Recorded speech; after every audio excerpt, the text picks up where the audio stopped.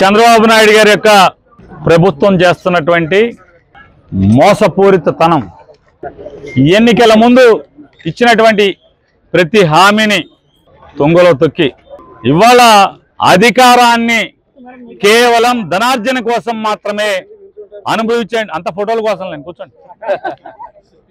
ధనార్జన కోసం మాత్రమే ఇవాళ వాళ్ళ ముగ్గురు పార్ట్నర్స్ కాలం గడపటం, సొమ్ము జనాంది, సోకు చంద్రబాబు నాయుడు కొడుకు పవన్ కళ్యాణ్ది అవటం మనందరం చేసుకున్నటువంటి దౌర్భాగ్యం. ఎన్నికల ముందేమో జగన్మోహన్ రెడ్డి ఇచ్చిన పథకాల కంటే కూడా ఎక్కువగా మీకు ఇస్తామని, జగన్మోహన్ రెడ్డి గారు చేసిన దానికంటే కూడా అదనంగా కూడా ఇస్తాను, జగన్ నన్ను అడుగుతున్నాడు డబ్బులు ఎక్కడి అని చెప్పని.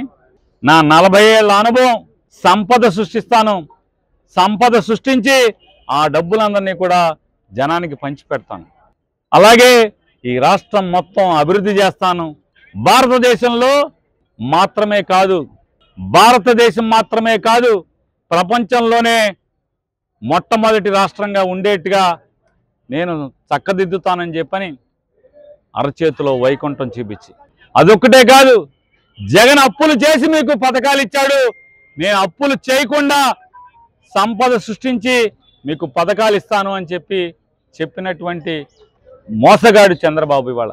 ఇవాళ అదొక్కటే కాదు, అంటే జనానికేమో పథకాలు ఇవ్వటానికి అప్పులు లేవంటాడు, ఆఖరికి చదువుకునేటువంటి పేద వర్గాలకి ఆ కులం ఈ కులం లేదు, ఏ కులమైనా పేద విద్యార్థికి సంవత్సర కాలంగా ఒక్క నయా పైసా ఫీజు రీయింబర్స్మెంట్ కాలేజీల్లో చెల్లించకపోవటం వల్ల ఇవాళ కాలేజీ యాజమాన్యాలన్నీ అమ్మా నాన్నల్ని వేధించి తల తాకట్టు పెట్టైనా నువ్వు ఫీజు కట్టమని చెప్పి ఒత్తిడి చేసి పరీక్షలు రాయనివ్వకపోతే మాట్లాడేవాడు ఒక్కళ్ళేడు.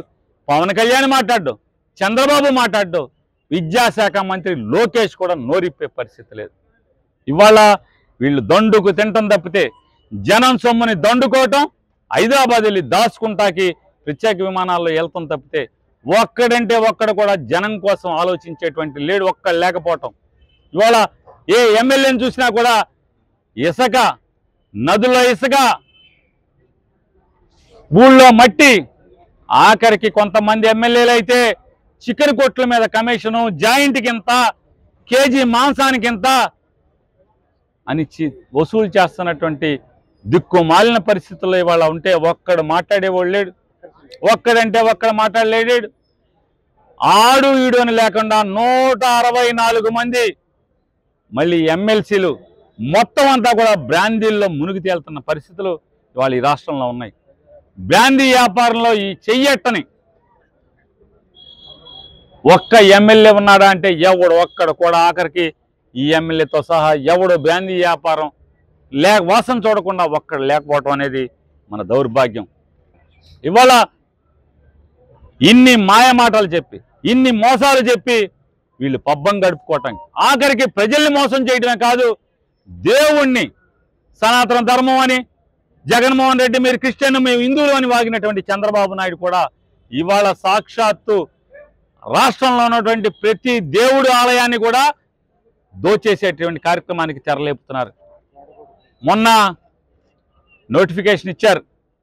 ఏమని ఇచ్చారంటే, నెల రోజుల్లోపు మీకు అభ్యంతరాలు ఉంటే చెప్పండి, మేము చట్టం తేబోతున్నాం, దేవుడి ఆస్తులన్నీ కూడా ఈ రాష్ట్రంలో ఉన్నటువంటి ప్రతి హిందూ దేవుడి ఆస్తిని కూడా నామినేషన్ పద్ధతిలో నామినల్ అంటే చిన్న డబ్బులు అద్దెకి 99 ఏళ్ళు అద్దెకి ఇవ్వటానికి అభ్యంతరాలు ఉంటే తెలపండి అని చెప్పని ఇప్పుడు ఈ కార్యక్రమానికి తెరలేపాడు. అంటే వారి వంది మాగదులకి, వారికి చందాలు ఇచ్చిన వాళ్ళకి, వాళ్ళు జెండా మోసిన ఎమ్మెల్యేలకి వీళ్ళందరూ కలిసి దేవుడి ఆస్తులన్నీ కూడా ఎత్తేటాకి వాళ్ళ పథక రచన చేశారు. అంటే జనాన్ని మోసం చేయటంలో జనాన్ని వదలరు. ఓట్లు ఎంచుకునేప్పుడు అన్ని మతాలు మాయ అన్నారు, క్రిస్టియన్లు మేమే అన్నారు, ముస్లిమ్స్కి మేమే అన్నారు, టోపీ పెట్టుకున్నారు. ఇవాళ వచ్చి మేము హిందువులకు మాత్రమే నాయకులు అని చెప్పి సిగ్గు లేకుండా ఇవాళ మాట్లాడుతున్నటువంటి పరిస్థితులు మనం చూసాం. ఇవాళ నిజంగా ఏ రాజకీయ నాయకుడికి రాకూడనటువంటి దుస్థితి చంద్రబాబు నాయుడికి వచ్చింది, పవన్ కళ్యాణ్కి వచ్చింది. మొన్నటిదాకా మోడీని, వాళ్ళ భార్య గారిని, అందరినీ బూతులు తిట్టినట్టు వీళ్ళు ఇవాళ సాష్టాంగ నమస్కారం పట్టేటువంటి దౌర్భాగ్యం ఎవరికయ్యా అంటే 75 ఏళ్ల వయసున్న 40 ఏళ్ల ఇండస్ట్రీ చంద్రబాబుకి పట్టడం, సిగ్గు లేకుండా అదే తిట్టినోడితో ఇవాళ మోడీ గారి బూట్లు నాకేటువంటి పరిస్థితులు చూస్తున్నాం.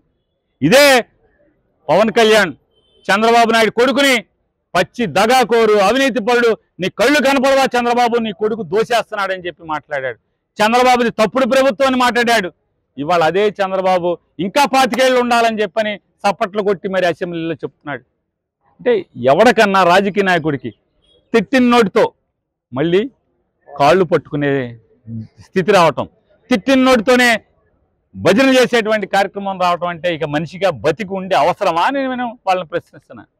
ఇవాళ ఈ దుర్మార్గాలకి కనీసం ప్రజలకి మాటిచ్చామేమనేటువంటి ఇంత కూడా సిగ్గు ఎగ్గు లేకుండా మా దగ్గర డబ్బులు లేవు, ఏం చేస్తామని చెప్పి ఇప్పటికి ఈరోజు సాయంత్రంకి 1,54,000 కోట్ల రూపాయలని అప్పు చేసి ఈ రాష్ట్రాన్ని అప్పులు కుప్పలుగా చేస్తున్నటువంటి దౌర్భాగ్య ప్రభుత్వం ఈ కూటమి ప్రభుత్వాన్ని దిగిపోవాలి తక్షణమే అని చెప్పి ప్రజలకి క్షమాపణ చెప్పి వెంటనే ప్రభుత్వం దిగిపోవాలని చెప్పని, లేదా ప్రజాగ్రహంలో రోజు రోజుకి ఇవాళ మీరు ఎన్ని బాధలు పెట్టినా ఒక ఆయన మాట్లాడతాడు, గన్నవరంలో తప్పుడు కేసుల్లో చర్చకి సిద్ధం అన్నాడు. మా అమ్మాయి వచ్చింది, రా చర్చకి మాట్లాడదామని, రాడు అంటాడు. తప్పుడు కేసులు లేవంటాడు. తప్పుడు కేసులు లేకపోతే, తప్పుడు కేసులే కాకపోతే రాష్ట్రంలో 175 నియోజకవర్గాల్లో 173 మంది జైలుకి వెళ్ళినోడు ఎవరన్నా ఏ నియోజకవర్గం ఉందంటే ఇది గన్నవరం నియోజకవర్గంలో మాత్రమే, ఇంకెక్కడ ఈ రాష్ట్రంలో ఎక్కడా లేదు. వంశీ మీద కేసులు తప్పుడు కేసులు కాదా?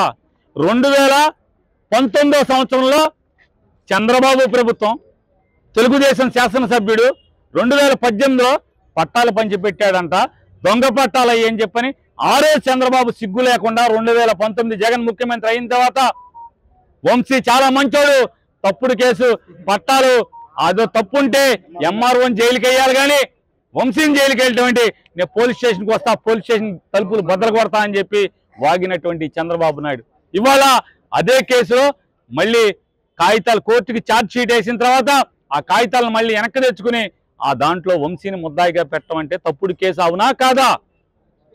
2016 సంవత్సరంలో ఎవడో ఒకడు ఆస్తి కొనుక్కున్నాడంట, ఎవరితో ఊళ్ళో తగాదా ఉందంట, ఎమ్మెల్యే దగ్గరికి వచ్చి మా ఆస్తి తగ్గు తీర్చమంటే, అయ్యా సివిల్ మ్యాటర్ నేనెట్టా తీరుస్తాను, పోలీస్ స్టేషన్కి వెళ్ళి కంప్లైంట్ చేసుకో, లేదా సివిల్ కోర్టులో దావా చేసుకో అని చెప్తే వంశీ అవతల వాడితో కుమ్మక్క అయిపోయి నేను ఎమ్మెల్యే నమ్మినా వెళ్ళినా కూడా నాకు పని చేయలేదు కాబట్టి నా ఆస్తిని దొబ్బేశాడు వంశీ అని చెప్పని ఇవాళ కేసు.